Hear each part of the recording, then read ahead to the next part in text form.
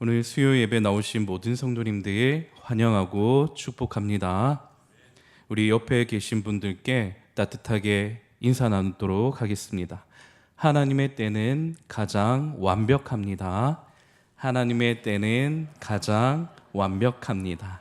아멘. 오늘 하나님의 때를 기다리는 믿음이라는 제목으로 하나님 말씀 나누겠습니다. 우리는 참으로 기다림이 힘든 시대를 살아갑니다. 스마트폰 터치 한 번이면 모든 것이 신속히 해결되는 시대를 살아갑니다. 인공지능 AI, 요즘에 삶에 있어서 꼭 필요한 부분이죠. 우리의 삶의 가장 어려운 문제, 모든 것을 이 AI에게 질문해 보면 즉각적으로 대답해 줍니다. 우리의 개인 비서가 되어준다라는 것이죠. 택배 배송도 요즘 시대에 얼마나 빠른지 무슨 배송이라고 합니까? 로켓 배송이라고 말합니다. 이처럼 우리는 속도 전쟁의 시대를 살아갑니다. 요즘 시대에 살아가는 청년들을 일컬어 무슨 말을 하냐면 스킵 세대라고 말합니다. 이 스킵 세대라는 것은 지루한 중간 과정 없이 빨리 결과를 얻기를 바라는 세대. 그래서 유튜브에 나오는 1분 쇼츠 영상이나 인스타그램 릴스를 보면서 그들은 재미없고 지루한 것은 단 1분도 참지 못하고 바로 스킵, 넘겨버리는 세대라는 것입니다. 시대가 이러다 보니 내가 원하는 시간에 내가 원하는 방식대로 모든 것이 속히 이루어져야 직성이 풀립니다. 그러다 보니 우리의 신앙의 모습은 어떻습니까? 우리의 기도 또한 하나님 앞에 붙들고 기도하지만 조금만 지체되어도 불안감이 막 몰려옵니다. 그리고 하나님에 대한 의심의 구름이 몰려온다는 것이죠. 오늘 본문은 바로 이 시간에 대한 말씀으로 세상이 말하는 시간과 하나님이 말씀하시는 시간의 충돌을 우리에게 보여줍니다. 오늘 본문의 배경은 초막절이 가까운 때입니다. 초막절은 40년 광야 속에서도 자기 백성에게 풍성한 생존의 은혜를 베푸신 하나님께 감사하는 절기입니다. 초막절은 이스라엘 남자라면 누구나 예루살렘에 모이는 거대한 축제일입니다. 전국 각지에 흩어진 수십만의 인파가 이 날을 위해 한 날 한 곳에 모이는 그런 날이라는 것이죠. 이때 예수님의 형제들이 예수님께 나와 제안합니다. 오늘 3절과 4절의 말씀에 보시면 그 형제들이 예수께 이르되 당신이 행하는 일을 제자들도 보게 여기를 떠나 유대로 가소서. 스스로 나타나기를 구하면서 묻혀서 일하는 사람이 없나니 이 일을 행하려 하거든 자신을 세상에 나타내소서. 동생들의 논리는 이렇습니다. 형님, 저 갈릴리 총구석에 숨어 있지 말고 사람들이 가장 많이 모이는 저 예루살렘을 향해 그 화려한 무대로 나아가십시오. 지금처럼 사람이 많이 모일 때 형님께서 기적을 탁 하나 보여주시면 순식간에 그들이 구름대처럼 모일 것입니다. 메시아가 되려면 이 정도 쇼맨십은 있어야 되지 않겠어요? 형제들의 이 말 속에 지금 무엇이 담겨 있냐면 예수님이 촌티를 벗고 화끈한 출세를 위해서라면 하루속히 매우 계산적이고 논리적인 세상의 방식을 따라가야 된다라는 말씀입니다. 수많은 인파가 예루살렘 한 곳에 모였어요. 축제로 마음이 몹시 들떴습니다. 그들에게 예수님이 환상적인 기적 하나 탁 보여주시면 이제는 모든 게임은 그것으로 바로 끝나는 거예요. 화려한 메시아의 등장을 알리는 조로의 기회가 찾아왔습니다. 이처럼 세상은 끊임없이 우리에게 속삭입니다. 높아져라, 유명해져라, 내 이름값을 널리 알리어라. 너의 가치를 증명할 기회가 왔을 때 너는 놓치지 말고 잡아라.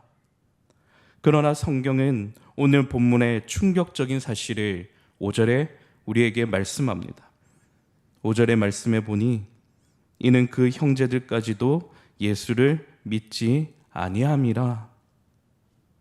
참 아이러니하지 않습니까? 예수님의 동생들은 이미 예수님의 기적을 인정했습니다. 예수님께 놀라운 능력이 있다라는 사실을 그들은 이미 알고 있다라는 거예요. 하지만 그들은 예수님을 구원자로 믿은 것이 아니라 자신들의 가문의 영광을 높여줄 성공의 도구로 보고 있다라는 겁니다. 성도 여러분, 우리가 교회로 나와 이 시간 하나님을 찬송하고 기도하며 예배를 드리고는 있지만 지금 이곳에 나와 모든 성도님들이 하나님 앞에 감사함으로 나아가고 있지만 행여나 우리 가운데 여전히 내 관심사가 내가 세상에서 얼마나 잘 되느냐, 내가 세상에서 얼마나 내 이름값을 높이느냐, 내가 세상에서 얼마나 성공하느냐, 그런 거에만 관심이 있다라면 아직 예수님을 온전히 믿는 것이 아닙니다. 내 안에 하나님이 어떤 분이신가, 내 안에 하나님을 아는 올바른 지식을 갖추지 않으면 그저 예수님은 우리의 야망을 실현해 줄 도구밖에 안 된다라는 말씀인 것이죠. 그래서 이스라엘의 타락과 멸망을 지켜본 구약의 호세아 선지자는 호세아서 4장 6절에 이렇게 말씀합니다. 내 백성이 지식이 없으므로 망하는도다. 내가 지식을 버렸으니 나도 너를 버려 내 제사장이 되지 못하게 할 것이요, 네가 내 하나님의 율법을 잊었으니 나도 내 자녀들을 잊어버리리라. 성도들의 삶의 1순위는 무엇입니까? 여러분의 성공과 여러분의 출세를 위한 것보다도 성도들의 삶의 1순위는 다른 어떤 것보다도 오직 하나, 하나님은 어떤 분이신가? 하나님의 은혜는 과연 무엇인가? 나와 하나님과의 관계는 도대체 어떠한 관계인가? 우리가 하나님께 더 가까이 하나님을 알고 싶어하는 친밀함이 내 안에 없다라면 우리가 지금 드려지는 이 예배, 우리의 찬송, 우리의 기도, 그것이 정말 하나님이 기뻐하시는 방법입니까? 우리가 한번 돌아봐야 된다라는 것입니다. 저는 우리 대청의 모든 성도님들이 평생에 하나님을 깊이 알아가는 그런 열심을 내시길 바랍니다. 오늘 특별히 수요 저녁 예배 가운데 이곳에 나오신 모든 성도님들은 하나님을 열심을 찾고 하나님 앞에 감사함으로 나오신 줄 믿습니다. 아직까지 소리가 작은 거 보니까 한 두세 분만 아멘 하시는 것 같아요. 모든 분들이 하나님을 평생 알기를 원하신 줄 믿습니다. 아멘. 믿음 없는 형제들에게 예수님은 지금 단호하게 말씀하십니다. 6절의 말씀에 보시면 예수께서 이르시되 내 때는 아직 이르지 아니하였거니와 너희 때는 늘 준비되어 있느니라. 여기서 중요한 단어 한 가지가 나옵니다. 이 때라는 단어가 굉장히 중요합니다. 예수님이 말씀하신 이 내 때라는 단어는 헬라어로 카이로스라는 단어인데 이것은 바로 하나님의 때, 하나님이 일하시는 특별한 시간, 바로 은혜의 시간. 지금 예수님께서 말씀하시는 이 내 때라는 것은 바로 예수님께서 온 인류의 죄를 친히 담당하시고 십자가의 길을 걸어가셔야 될 그 구원의 때가 가까이 왔다라는 것입니다. 그리고 이 카이로스라는 단어의 반대말인 크로노스라는 단어가 있습니다. 이 크로노스는 현재 오늘을 사는 물리적인 시간, 우리가 잘 알고 있는 달력과 시계의 시분초, 하루 24시간의 그 시간을 말하고 있습니다.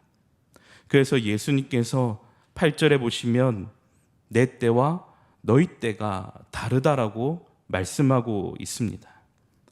우리는 평범한 하루 24시간을 보냅니다. 크로노스의 시간 속에 살아갑니다. 자녀들을 양육하고 가정과 직장 일에 치여 하루가 어떻게 바쁘게 지나갔는지 그런 모르는 일상을 보내고 있습니다. 남들도 이렇게 바쁘게 사니까 다람쥐 쳇바퀴 돌듯이 똑같이 살아간다라는 거예요. 모두가 먹고 사는 일이 제일 중요합니다. 시간에 쫓겨 바쁘다 보니 성도님들 가운데서도 하나님을 깊이 생각하고 묵상하며 기도로 나아가는 시간이 사라져 버립니다. 먹고 사는 일이 내 삶에 제일 바쁘다 보니 나의 목적을 이루고자 하는 그 열심을 내다 보니 하나님을 깊이 알아가는 그 시간을 놓쳐버린다라는 것입니다. 그래서 예수님이 형제들에게 지금 말씀하고 있는 거예요. 너희 때는 늘 준비되어 있다. 지금 이 말이 무슨 뜻입니까? 세상의 흐름을 쫓아 세상의 가치와 방식을 따르는 너희들은 언제 어디를 가든 무슨 일을 하든 주님과 상관이 없다라는 겁니다. 세상과 짝해 살아가고 있기 때문에 세상이 너희를 미워하지도 핍박하지도 않는다라는 거예요. 왜입니까? 세상에는 공중의 권세 잡은 자 마귀가 있기 때문에 세상과 짝하고 세상과 친해지며 세상의 유행에 쫓아가며 살아가는 것은 하나님과 반대편에 서서 마귀와 짝하며 살아가고 있다라는 겁니다. 마귀가 좋아하는 일을 그들은 여전히 하나님의 때를 알지 못합니다. 하나님과의 친밀함이 없습니다. 그러다 보니 내 삶 가운데 어려운 문제가 탁 부딪혔을 때 하나님의 때를 모르니 여전히 무감각하게 그렇게 하나님께 불평하며 원망을 터뜨리는 것입니다. 제가 예전에 어렸을 때 참 제 기억에 동물의 왕국을 참 좋아했습니다. 그때 보면 뱀의 특징이 있는데 이 뱀은 죽은 시체를 먹지 않는다라는 거예요. 움직임이 없고 반응이 없고 죽어있는 이 무감각한 이 사체에는 이 뱀이 전혀 먹지를 않는다라는 겁니다. 뱀이 좋아하는 것은 바로 살아있는 것, 생동감이 넘치는 것, 하나님과 지금 친밀한 관계에 놓여있는 성도들에게는 이런 어려움들이 찾아오지만 세상을 쫓아 마귀를 닮아가려는 이런 성도들에게는 여전히 그런 하나님에 대한 핍박과 복음에 대한 핍박을 받지 못하는 무감각한 상태로 놓여있다라는 겁니다. 하지만 예수님은 다릅니다. 예수님은 빛이십니다. 예수님은 진리시고 생명이십니다. 예수님은 말씀이십니다. 세상의 어둠, 세상의 악함, 세상의 죄를 예수님은 자꾸만 드러내십니다. 세상이 예수님을 핍박하고 미워합니다. 마귀가 싫어합니다. 예수님은 사람들의 박수갈채를 받는 그런 평탄한 길이 아니라 십자가 골고다의 길을 가십니다. 고난의 길을 걸으십니다. 가시밭길을 나아가십니다. 성도 여러분, 신앙생활이 무엇이라고 생각하십니까? 바로 크로노스, 나의 시간, 나의 때를 하나님의 시간, 카이로스의 그 시간에 맞추는 과정이 바로 신앙생활입니다. 내 생각에는 지금이 기회만 같고 지금 아니면 망할 것만 같고, 그렇지만 하나님이 아직이다 하시면 멈추는 것이 바로 믿음입니다. 반대로 내 생각에는 늦은 것만 같고 잘 이해가 되지 않고 두려움이 찾아오더라도 하나님이 지금이다 하시면 나아가는 것입니다. 이것이 바로 순종입니다. 그래서 창세기 8장 1절로 3절의 말씀에 보면 창세기 7장에서 하나님께서 온 세상을 물로 심판하는 장면이 나옵니다. 대홍수 심판이 끝나고 노아와 가족들이 150일 동안의 방주 안에 갇히게 됩니다. 그들이 방주 안에 갇혔을 때, 그런 크로노스의 시간 속에 그곳 안에 갇혔을 때 그들이 마냥 구원받았다라고 즐거워하고 행복했겠습니까? 비는 그쳤지만 여전히 물이 온 세상을 뒤덮은 상황입니다. 밖은 전혀 보이지 않습니다. 배가 어디로 가는지, 언제 이 물이 다 빠질지 알 수 없다라는 거예요. 들려오는 소리는 파도 소리와 짐승들의 울음소리뿐입니다. 아마 노아의 깊은 마음 한구석에는 두려움이 막 몰려왔다라는 거예요. 하나님이 우리를 잊으신 건 아닐까? 이 거대한 물 위에서 우리는 영영 버려진 그런 존재가 된 것은 아닐까? 의심이 쌓이고 두려움이 몰려왔습니다. 도대체 하나님의 때를 알 수 없었던 바로 그때 창세기 8장 1절 상반절에 보시면 이렇게 말씀합니다. 하나님이 노아와 그와 함께 방주에 있는 모든 들짐승들과 가축을 기억하사, 하나님이 노아와 그와 함께 있던 가족들과 그리고 모든 들짐승들을 다 기억하셨다라고. 여기서 하나님이 기억하사라는 이 문장에는 성경에서 하나님이 누군가를 기억하셨다라는 이 말은 이제 행동을 시작하신다라는 뜻입니다. 사랑하는 대상을 마음에 품고 그를 위해 구체적으로 개입하시고 일하기 시작하셨다라는 능동적인 단어입니다. 크로노스 시간 속에 노아는 하나님 도대체 어디에 계십니까? 하나님 150일 동안 아무것도 보이지 않습니다. 그는 여전히 불안하고 두려워했지만 하나님이 노아와 그 가정을 잊지 않으시고 기억하사 하나님이 지금 카이로스를 예비하셨고 하나님의 은혜 속으로 그 가정을 초대하고 계신 겁니다. 그래서 창세기 8장 1절 하반절에 보면 하나님이 무엇을 예비하셨냐면 바람을 예비하셨습니다. 하나님이 바람을 땅 위에 불게 하심에 물이 줄어들었고 말씀합니다. 그리고 3절에 와서는 이렇게 말씀합니다. 물이 땅에서 물러가고 점점 물러갔다. 물이 땅에서 물러가고 점점 물러갔다라고 기록합니다. 이것의 원어적인 의미를 보면 서서히 물이 줄어드는 모습을 나타내고 있습니다. 단번에 물이 싹 마른 것이 결코 아닙니다. 물론 하나님께서 하시는 일들을 보면 갑작스럽게 폭포수와도 같이 단번에 그 일을 하실 때도 있다라는 거예요. 그렇지만 하나님의 은혜는 무엇과도 같냐면 가랑비에 서서히 옷이 젖듯이 하나님의 은혜는 조금씩 서서히 그렇게 우리에게 찾아온다라는 겁니다. 어제보다 오늘 조금 더, 오늘보다 내일 조금 더 물이 빠지는 겁니다. 우리는 매우 조급해야 합니다. 하나님의 때를 기다리지 못하고 하나님 당장 지금 빨리요 외칩니다. 그러나 하나님은 우리에게 과정을 허락하십니다. 왜 그렇습니까? 그 기다림의 과정을 통해 우리의 믿음이 더욱 단단해지기 때문입니다. 물이 서서히 빠지는 것을 지켜보는 노아는 매일매일 하나님을 바라봐야만 했습니다. 물이 서서히 빠지는 것을 지켜보는 노아는 매일매일 하나님만을 붙잡고 의지해야만 했습니다. 아, 하나님이 나를 위해 일하고 계시는구나. 어제보다 조금 더 서서히 큰 물이 줄어들었구나. 하나님의 일하심에는 다 때가 있습니다. 150일이 지나서야 비로소 줄어드는 때가 오듯이 우리가 해야 할 일은 조급함을 버리는 것입니다.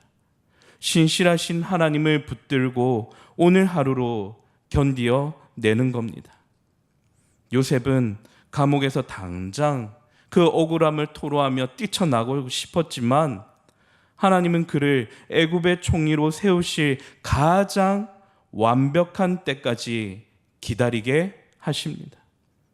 모세는 미디안 광야 40년이 마치 호성세월을 보내는 것 같았지만 하나님은 그 시간을 통해 모세를 다듬고 다듬으십니다.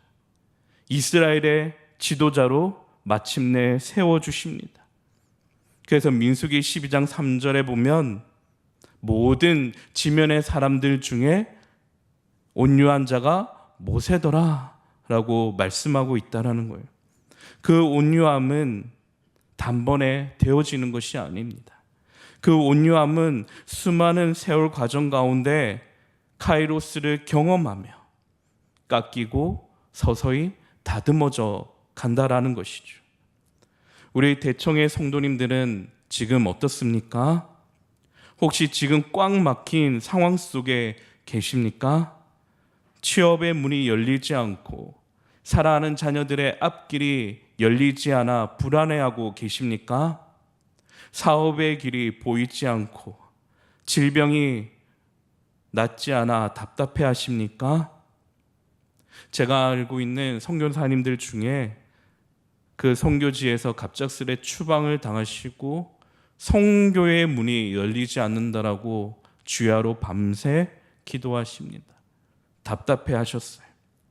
그래서 하나님 지금 당장 이것을 해결해 주옵소서, 남들처럼 보란 듯이 기적을 베풀어 주옵소서 외쳤지만 사랑하는 모든 성도님들 이것을 기억하시길 바랍니다. 하나님의 침묵은 거절이 아닙니다. 우리 이번 한번 따라해 볼까요? 하나님의 침묵은, 다시 한번, 하나님의 침묵은 거절이 아닙니다. 하나님의 때를 위한 과정의 준비라는 겁니다. 아멘이십니까? 세상은 빨리빨리를 외칩니다. 세상은 좋은 성과를 빨리빨리 내라고 외칩니다. 그렇지만 하나님은 모든 일에 만사에 다 때가 있다라고 말씀하십니다. 좋은 성과보다 삶의 과정이 중요하다라는 거예요. 우리가 조급함을 버리고 하나님 내 뜻대로 하지 마옵시고 아버지의 뜻대로 되기를 원합니다. 우리가 이처럼 믿음의 고백을 드릴 때 하나님의 일하심을 보게 될 것입니다. 하나님, 저는 하나님의 때를 알지 못합니다. 너무 불안합니다. 삶의 앞길이 열리지 않고 보이지 않아 초조해합니다. 이럴 때일수록 우리의 마음을 지켜야 됩니다. 여전히 카이로스의 그 은혜의 때가 내 삶 가운데 언제 임할지를 모르기 때문에 우리는 하나님만을 온전히 신뢰해야 될 줄로 믿습니다. 성도 여러분, 내 때와 하나님의 때가 충돌할 때 우리는 하나님의 때를 알고 기다릴 줄 아는 믿음 있는 모든 대청의 성도님들 되시길 축복합니다.